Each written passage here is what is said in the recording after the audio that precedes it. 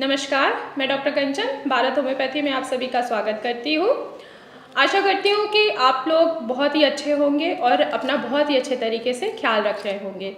तो चलिए आज की वीडियो में हम बात करते हैं कि क्रेटिनिन के लेवल को हम कंट्रोल कैसे करें। लास्ट वीडियो में हमारी बात हुई थी कि क्रेटिनिन क्या है। तो जैसे आपको पता है कि क्रेटिनिन एक प्रोटीन है जो कि हमारे मसल्स में ही प्रोड्यूस होता है। तो आज हम बात करेंगे क्रेटिनिन के लेवल को कम कैसे करें। तो चलिए बात करते हैं, आज डिस्कस करते हैं इसी टॉपिक पे।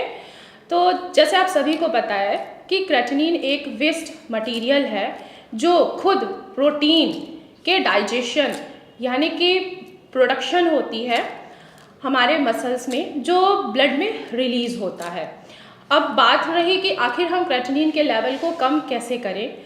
तो अगर पहले मेथड की बात करें तो पहला मेथड है, हम अपने डाइट में अगर प्रोटीन के इंटेक को थोड़ा सा कम करते यानी कि बैलेंस में करते तो हमारा क्रेटिनिन का लेवल जो होगा वो थोड़ा कम हो जाएगा या नॉर्मल हो जाता है। अब अगर प्रोटीन इंटेक हम उन्हीं पेशेंट्स को कह सकते हैं कि वो कम करें जिनमें प्रोटीन की डेफिशिएंसी नहीं है यानी कि प्रोटीन की कमी नहीं है।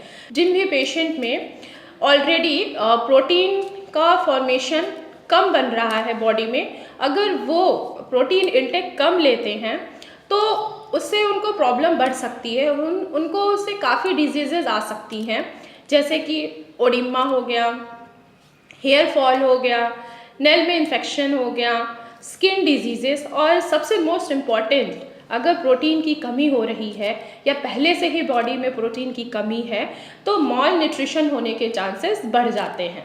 अगर जिन भी पेशेंट्स में या जिनको भी प्रोटीन की कमी नहीं है, वो बैलेंस में चल रहा है उनका प्रोटीन उनके बॉडी में, तो हम प्रोटीन इंटेक बैलेंस में लेके चले तो हमारे क्रेटिनिन का लेवल डाउन हो सकता है। अब बैलेंस में हम कैसे लेके चलें, आखिर प्रोटीन डाइट किन किन चीज़ों में सबसे ज़्यादा प्रोटीन मिलता है। तो सबसे ज़्यादा प्रोटीन मिलता है वो है अंडे, फिश, मटन, चिकन और डेयरी प्रोडक्ट यानी कि पनीर हो गया, दूध से बनी जितने भी प्रोडक्ट होते हैं, पनीर हो गया, उनमें सबसे ज़्यादा प्रोटीन की मात्रा पाई जाती है। पल्सेस यानी कि दाल, इन सभी में प्रोटीन की मात्रा बहुत ज़्यादा पाई जाती है। अगर हम प्रोटीन के लेवल्स को मेंटेन करके चले तो हम अपने क्रेटिनिन के लेवल को भी मेंटेन कर सकते हैं। अब अगर हम एक्सरसाइज कर रहे हैं तो हमें बहुत ज़्यादा एक्सरसाइज करने से भी बचना है, क्योंकि अगर हम बहुत ज़्यादा एक्सरसाइज कर रहे हैं तो हमारे मसल्स में प्रोटीन की मात्रा जो है वो थोड़ा सा बढ़ जाएगा, जिससे हमारे क्रेटिनिन का लेवल भी बढ़ सकता है।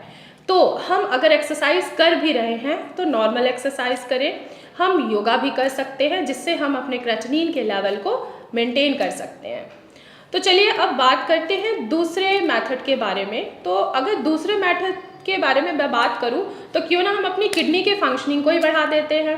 तो अब किडनी के फंक्शनिंग को कैसे बढ़ाएं, तो हम उसके लिए तो हमें अपना ब्लड प्रेशर और शुगर को मेंटेन करना पड़ेगा।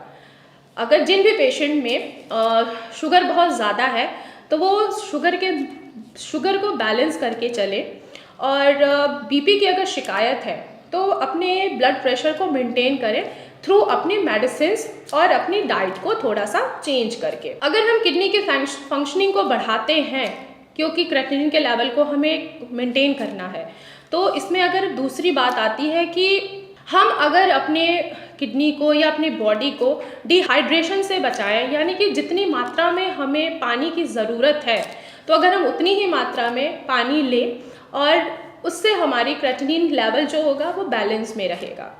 एक और चीज़ है जो हम अपने किडनी की फंक्शनिंग को बढ़ा सकते हैं, वो है पोटेशियम के लेवल्स को मेंटेन करके। जिन भी पेशेंट में अगर पोटेशियम का लेवल बहुत ज़्यादा बढ़ा है तो हम क्या क्या चीज़ें ऐसी हैं जो हम कम कर दें या हम उनको अवॉइड कर दें तो हमारे पोटेशियम का लेवल जो होगा वो बैलेंस में आ जाएगा। जैसे कि बनाना, कोकोनट वाटर और सिट्रस फ्रूट जैसे कि ऑरेंज, कीवी, अगर हम ये चीज़ों को अवॉइड कर रहे हैं या बंद कर दे रहे हैं तो इससे भी हमारा पोटेशियम का लेवल जो होगा वो मेंटेन होगा और हमारी क्रेटिनिन का लेवल भी मेंटेन हो जाएगा। ग्रीन लीफी वेजिटेबल्स जैसे कि मेथी हो गया, बथुआ हो गया, सरसों का साग हो गया, अगर हम ये चीज़ें भी कम कर दें लेना तो इससे भी हमारे पोटेशियम का लेवल जो होगा वो बैलेंस में रहेगा। और अब पेशेंट्स बोलते हैं कि इतनी सारी चीज़ें तो आप लोगों ने बंद कर दिया है, तो अगर हम बात करें कि क्या क्या चीज़ें आप खा सकते हैं जिससे आपके प्रोटीन का लेवल जो होगा वो बैलेंस में रहेगा और आपका क्रेटिनिन जो है वो इंक्रीज़ नहीं होगा। तो जो ज़मीन के ऊपर की चीज़ें होती हैं, यानी कि जो लताओं पे लगती हैं, जैसे लौकी हो गया, कद्दू और भिंडी हो गया, गोभी हो गया, इनके अगर ये हम अपनी डाइट में शामिल कर ले और इनको बैलेंस में लेके चले तो हमारा क्रेटिनिन का लेवल जो होगा वो बैलेंस में चलेगा और हमारी किडनी जो होगी वो ख़राब नहीं होगी। कुछ योगासन हैं जिनको करने से हम अपनी किडनी की फंक्शनिंग को बेटर कर सकते हैं, जैसे कि नौकासन। इनको करने से हम अपनी किडनी के लेवल्स को भी मेंटेन कर सकते हैं और उनको बैलेंस में भी लेके चल सकते हैं। तो मैं आशा करती हूँ कि आज की जो वीडियो है, जो आज की मैंने आप लोगों को इन्फॉर्मेशन दिया है कि हम अपने क्रेटिनिन के लेवल को आखिर कम कैसे कर सकते हैं, तो ये आप लोगों को समझ में आ गया होगा कि हमें क्या चीज़ें अवॉइड करनी है, क्या हमें खाना है, हमें अपने आप को कैसे बैलेंस में रखना है डाइट के थ्रू, अपने ब्लड प्रेशर को कैसे मेंटेन करना है, शुगर को कैसे मेंटेन करना है। इन चीज़ों के इंफॉर्मेशन से आई थिंक मुझे लगता है कि अब आप लोग अपने क्रेटिनिन के लेवल को बैलेंस करके चल सकते हैं और इनको मेंटेन भी कर सकते हैं।